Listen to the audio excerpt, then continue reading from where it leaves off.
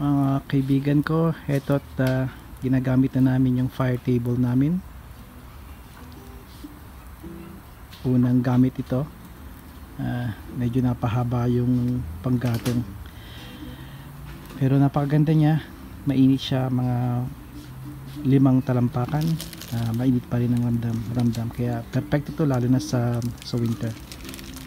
Meron siyang lava rocks para madagdag yung init.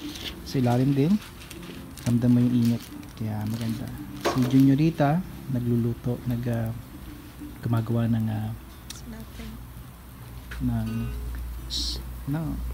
hindi s'more pero marshmallow lang. Si Bunsoni naman ang nagtutugtog ukulele. Kaya ito, madali lang, konti lang yung panggatong namin pero napakainit niya, kaya mag-enjoy kami nito ng napakaraming panahon. Kaya I suggest kung gusto niyo rin ito, maghanap rin kayo ng katulad nito. Napakaganda lalo na sa mga taglamig na panahon. Alright, hanggang dito na lang.